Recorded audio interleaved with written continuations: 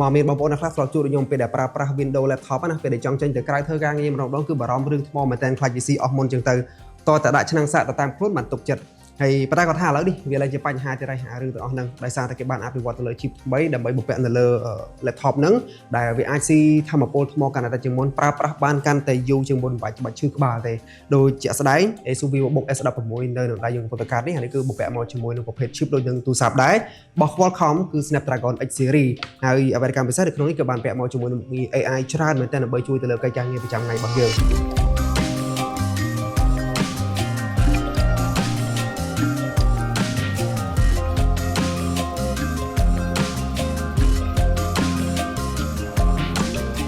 បើចឹងតើតើទៅជាមួយនឹងប្រភេទ laptop ក៏ដូចជាប្រភេទ computer ដើម្បីប្រើប្រាស់ទៅលើកិច្ចការងារប្រចាំថ្ងៃរបស់យើងគឺមានច្រើនប្រភេទច្រើនស៊េរីមែនតើបងប្អូនជាពិសេសគឺទៅលើ chip របស់វាទៅលើប្រភេទ CPU របស់វានឹងតែម្ដងមានច្រើនជម្រើសប៉ុន្តែគាត់ថាមួយរយៈចុងក្រោយនេះគឺបាន update ខ្លាំងទៅលើប្រភេទ CPU គេហៅថា ARM architecture ណាដើម្បីបំពាក់នៅលើ laptop ដើម្បីយកទៅប្រើប្រាស់ការងារ office ឬក៏ការងារផ្សេងៗទៅតាមកម្លាំងរបស់វាអីចឹងទៅអញ្ចឹងជាក់ស្ដែងប្រភេទ laptop ដែលខ្ញុំកំពុងតែបង្ហាញអ្នកនរគ្នានេះ Asus VivoBook S16 នេះគឺប្រើប្រាស់ chip ប្រភេទហ្នឹង Snapdragon X Series អានេះរបស់ Qualcomm ទាំងអស់គ្នាអញ្ចឹងសម្រាប់ Asus VivoBook S16 មួយនេះបើនិយាយទៅលើរូបរាងរបស់វាដំបូងអ្នកនាងអានេះគឺគេ design មកបែប minimal មែនតើគឺអត់មានអីញញ៉ៃទេខាងក្រោយហ្នឹងបំពាក់មកជាមួយនឹង logo Asus VivoBook នេះហើយសម្រាប់កម្រាស់របស់វាក៏ស្ដើងហើយទម្ងន់របស់វាក៏ស្រាលដែរអ្នកនាងអានេះបើនិយាយពីកម្រាស់របស់វាអានេះត្រឹមតែ 1.59 សង់ទីម៉ែត្រទេហើយបើទម្ងន់របស់វា1គីឡូ7ខាំអញ្ចឹងគឺមិនសូវជាធ្ងន់ណាស់ទេស្រួលដាក់នៅក្នុងកាតាបស្ពាយទៅធ្វើការឬក៏ស្ពាយទៅដើរទៅក្រៅនៅហាងកាហ្វេអញ្ចឹងទៅងាយស្រួលហើយអ្វីកម្មពិសេសសម្រាប់អេក្រង់របស់វានេះគឺយើងអាចពុតបានដល់ទៅ180ដឺក្រេអ្នកនរគ្នានេះអញ្ចឹងគឺយើងអាចមើលបានច្រើនមុំអញ្ចឹងជាពិសេសអ្នកដែលចូលចិត្តធ្វើ assignment ជាក្រុមអីណាហ្នឹងគឺយើងអាចពុតអេក្រង់នឹងមើលបានច្រើនមុំអញ្ចឹងទៅហើយតែជារបស់វាមាំមែនតើអ្នកនរគ្នាពេលដែលយើងបើកចុះឡើងហ្នឹងគឺអត់មានអារម្មណ៍ថាវាទុនអីល្បីល្បាក់ទេទៅលើតិចរបស់វាណាហើយទៅលើ IO port ឬក៏ហៅថា input output រុនសម្រាប់ប្រើប្រាស់នេះគឺមានគ្រប់ហើយ full IO port តែម្ដងហើយការស្ដាប់នេះគេបំពាក់មកជាមួយនឹងរុន USB Type A 3.21 ហើយខាងឆ្វេងនេះវាមានជាមួយនឹងរុន USB-C ដែលអាចបញ្ជូនល្បឿនទៅដល់40 Gigabit per second ហើយវាមានជាមួយនឹងរុន HDMI 2.11 USB-A 3.21 ហើយជាមួយនឹងរុន USB-C មួយទៀតដូចជា headphone jack អីចឹងទៅអញ្ចឹងគឺយើងមានច្រើនជម្រើសមែនតើអ្នកនរគ្នាអញ្ចឹងទៅដល់ keyboard របស់វាវិញសម្រាប់ keyboard របស់វានេះអានេះគឺងាយស្រួលវាយមែនតើបើសិនជាអ្នកនរគ្នាចូលចិត្តវាយឯកសារវាយអីច្រើនណា keyboard របស់វាគឺងាយស្រួលវាយមិនឈឺម្រាមដៃរបស់យើងទេវាជាប្រភេទ backlit keyboard ដែលមានពន្លឺចេះចេញខាងក្រោមមកអញ្ចឹងអាពន្លឺនេះវាងាយស្រួលនៅក្នុងការវាយនៅកន្លែងងឹតអីចឹងទៅហើយសម្រាប់ keyboard របស់វានេះគឺមាន full តែម្ដងវាមាន numpad មកជាមួយទៀតអញ្ចឹងមានទាំងអក្សរមានទាំងលេខយ៉ាងងាយស្រួលនៅក្នុងការវាយហើយអ្វីកម្មពិសេស keyboard របស់វានេះគឺគេបានពាក់មកជាមួយនឹងហៅថា Copilot key មកមួយទៀតអញ្ចឹងដោយតែអ្នកដឹងហើយបច្ចុប្បន្ននេះយើងអាចប្រើប្រាស់ជាមួយនឹង tool AI ច្រើនមែនតើប៉ុន្តែគាត់ថានៅនេះគឺយើងចុចតា Copilot key ទៅមួយប៉ាក់ទៅគឺវាបញ្ជូនទៅដល់ tool AI ទាំងអស់ហ្នឹងហើយដែលយើងអាចប្រើប្រាស់ជាមួយនឹង Copilot របស់ Microsoft ណាអញ្ចឹងយើងអាចប្រើប្រាស់វាដើម្បីជួយវាយឯកសារសម្រាប់អត្ថបទឬក៏ធ្វើកិច្ចការងារផ្សេងៗជាច្រើនទៀតបង្កើតជារូបភាពឬក៏បង្កើតជា content calendar អីផ្សេងៗគឺយើងអាចប្រើប្រាស់ហ្នឹងបានចុចតែកន្លែងហ្នឹងមួយប៉ាក់ទៅគឺវាបញ្ជូនដល់ហើយអ្នកនរគ្នាហើយសម្រាប់ touchpad របស់វាវិញអានេះគឺធំងាយស្រួលនៅក្នុងការប្រើប្រាស់មែនតើវា smooth តែម្ដងសម្រាប់ touchpad របស់វាណាហើយវាមានគេហៅថា smart gesture អញ្ចឹងគឺយើងអាចប្រើប្រាស់វាដើម្បីដំឡើងសំឡេងបន្ថយសំឡេងយើងអាចប្រើប្រាស់វាដើម្បីដំឡើងពន្លឺឬក៏បន្ថយពន្លឺយើងគ្រាន់តែអូសទៅឆ្វេងទៅស្ដាំឡើងលើចុះក្រោមអញ្ចឹងទៅតាមម្រាមដៃរបស់យើងអញ្ចឹងគឺងាយស្រួលមិនចាំបាច់ចុចទៅខាងលើក៏បានដែរសម្រាប់អេក្រង់វានេះគឺទំហំ16 inch លាតពីកែមមកសងខាងគឺបានធំមែនទែនងាយស្រួលនៅក្នុងការមើលកម្រិត resolution បញ្ចេញមកក្រៅហ្នឹងគឺដល់ទៅ 2.5K អានេះអេក្រង់ប្រភេទជា IPS panel ទាំងអស់គ្នាហើយសម្រាប់ការមើលវីដេអូឬក៏ការមើលទៅលើ content ផ្សេងៗចេញពីអេក្រង់មកនោះគឺវាអាចបញ្ចេញពណ៌មកបានដិតច្បាស់មែនទែនដោយសារតែវាមានកម្រិតពណ៌របស់វានឹង sRGB ដល់ទៅ 100% ហើយមួយទៀតសម្រាប់អេក្រង់របស់វានេះគឺវាមានកម្រិត refresh rate ដល់ទៅ 144Hz អញ្ចឹងនៅពេលដែលយើងប្រើប្រាស់ទៅលើកិច្ចការងារផ្សេងៗអស់ចុះឡើង scroll ទៅលើកម្មវិធីផ្សេងៗហ្នឹងគឺអានេះគឺរត់រលូនមែនតើតែម្ដងគឺរអិលតែម្ដងដោយសារតែកម្រិត refresh rate របស់វានឹងគឺខ្ពស់ហើយដល់ទៅ 144Hz ហើយសម្រាប់កាមេរ៉ាខាងលើរបស់វាវិញអានេះគឺបំពាក់មកជាមួយនឹង Full HD កាមេរ៉ាមួយដើម្បីងាយស្រួលនៅក្នុងការ meeting ឬក៏ការប្រជុំផ្សេងៗគឺអាចបង្ហាញគុណភាពមកបានច្បាស់ដែរហើយគេបានបំពាក់មកជាមួយនឹង cover លើកាមេរ៉ានឹងមួយបើសិនជាយើងអត់ចង់ប្រើប្រាស់ទេគឺយើងអាចបិទវាទៅដើម្បីការពារសុវត្ថិភាពហើយក៏បំពាក់មកជាមួយនឹង IR កាមេរ៉ាមួយដែរដើម្បី scan មុខរបស់យើងអានេះការពារទៅលើ privacy របស់យើងដែរអញ្ចឹងពេលដែលយើងបើកមកអានេះមុខងារវា scan លឿនមែនតើគ្រាន់តែបើកអេក្រង់ឆ្វាច់មក គឺវា scan ចូលភ្លាមតែម្ដងហើយសម្រាប់អេក្រង់របស់វានេះគឺមិនចាំបាច់ប្រើដៃពីរនោះទេគឺបើកតែដៃមួយអានេះបើកបានហើយអញ្ចឹងវាអាច scan បានលឿនមែនតើអញ្ចឹងសួរថា VivoBook S16 មួយនេះវាមានសមត្ថភាពអាចធ្វើអីគេបានខ្លះអ្នកទាំងអស់គ្នាដោយសារតែទូខ្លួនរបស់វាស្ដើងវាស្រាលអីចឹងទៅអញ្ចឹងអានេះអាចធ្វើការងារបានច្រើនទៅតាមបទពិសោធន៍ខ្ញុំតែជាក់ស្ដែងណាបងប្អូន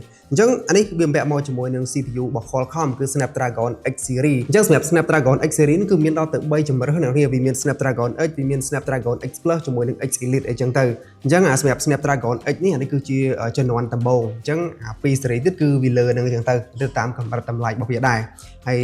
អានេះគឺបំពាក់មកជាមួយនឹងប្រភេទ GPU Adreno របស់ Qualcomm ហើយជាមួយនឹង NPU ល្បឿនវាដល់ទៅ45 top អញ្ចឹង45 trillion operating per second ល្បឿន operate វានៅក្នុងកុំព្យូទ័រនឹងតាក់ទងទៅជាមួយនឹង AI task អីផ្សេងៗហ្នឹងគឺលឿនមែនតើហើយអានេះបំពាក់មកជាមួយនឹង RAM 16GB LPDDR5X ហើយ storage 1TB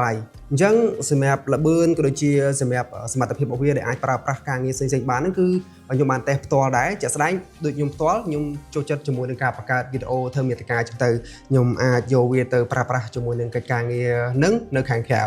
ហើយដូចជាការសរសេរ script ការ design អីមួយចំនួន poster ឬក៏ការកាត់វីដេអូគឺខ្ញុំធ្វើនៅនឹងតែម្ដងចឹងឃើញថាវាអាចរត់បានរលូនមែនតើជាពិសេសគឺទៅលើការ browsing នៅលើអ៊ីនធឺណិតហើយការ browsing លើអ៊ីនធឺណិតហ្នឹងដូចជាសិស្សដែលគាត់ធ្វើ assignment ឬក៏អ្នកធ្វើការងារ office ដែលគាត់ប្រើប្រាស់ទៅលើអ៊ីនធឺណិតច្រើនណាអានេះគឺវាអាចរត់បានរលូនមែនតើតទៅជាមួយនឹង task ទាំងអស់ហ្នឹងគឺអត់មានអីជាបញ្ហាទេនិយាយទៅគឺវាអាចប្រើប្រាស់បាន ស៊ីផុយហើយអានេះសម្រាប់ខ្ញុំផ្ទាល់គឺខ្ញុំប្រើប្រាស់បានទាំងដល់ការកាត់វីដេអូទៀតនៅលើហ្នឹងណាដោយសារតែកម្រិតអេក្រង់របស់វាប៉ុណ្ណឹងក៏ច្បាស់ល្មមនៅក្នុងការផលិតមើលទៅលើសាច់ពណ៌វីដេអូដែរហើយមួយទៀតអានេះក៏បំពាក់មកជាមួយនឹងមុខងារ AI នៅក្នុងនឹងដែរអ្នកនរគ្នាអញ្ចឹងសម្រាប់មុខងារ AI ហ្នឹងទូទៅដូចជាមុខងារ Studio Effect អានេះគឺប្រើប្រាស់ទៅលើកុំព្យូទ័រច្រើនហើយដែលយើងអាចប្រើប្រាស់ជាមួយនឹងការ meeting ដែលអាចបដូរទៅលើកៅភ្នែករបស់យើងឲ្យបិទបើកអីចឹងទៅឬក៏បដូរទៅលើ background របស់យើងអីអានេះគឺយើងអាចប្រើប្រាស់បានដូចជា generative image ដែលយើងអាចប្រើប្រាស់ជាមួយនឹងគេហៅថាកម្មវិធី Paint នៅក្នុងហ្នឹងណាគូរូប sketch to image អីចឹងទៅអានេះគឺយើងអាចប្រើប្រាស់បាននៅក្នុងហ្នឹងហើយ AI ពិសេសមួយទៀតគេហៅថា recall នឹងចេះអ្នកនេះអញ្ចឹងនៅពេលដែលយើងធ្វើការងារអីច្រើនយើងភ្លេចtask ដែលយើងធ្លាប់ធ្វើពីមុនមកយើងចង់ទៅរកវិញណាអានេះគឺកត់ចំណាំទុកទាំងអស់តែម្ដងកិច្ចការងារយើងដែលធ្វើអីហ្នឹងគឺវាកត់ទុកនៅក្នុងហ្នឹងតែម្ដងអញ្ចឹងគឺងាយស្រួលមែនតើយើងគ្រាន់តែចូលទៅកន្លែង recall ហ្នឹងទៅគឺវានឹងប្រាប់យើងថាយើងបានធ្វើអីខ្លះគឺវាបង្ហាញជា stake តែម្ដងហើយ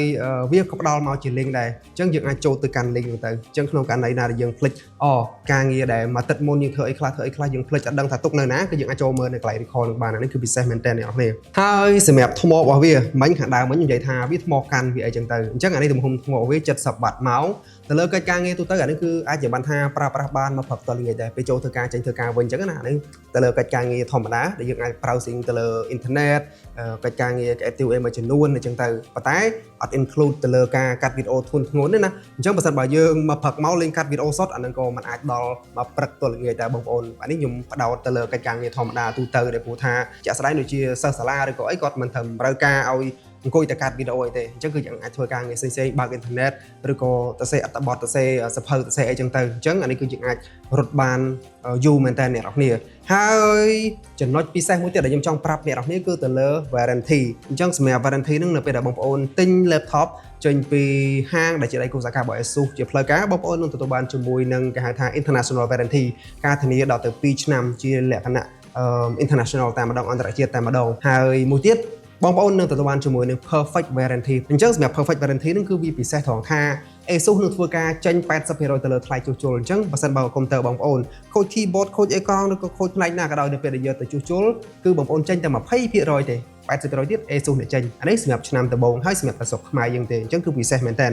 ហើយអញ្ចឹងសម្រាប់ ASUS VivoBook S16 មួយនេះដូចខ្ញុំបានបង្ហាញមកអញ្ចឹងគឺវាមានមុខងារពិសេសច្រើនហើយជាពិសេសវាថ្មកាន់បានយូរបំពាក់មកជាមួយនឹង chip ខ្ពស់ហើយអានេះតម្លៃរបស់វាត្រឹមតែ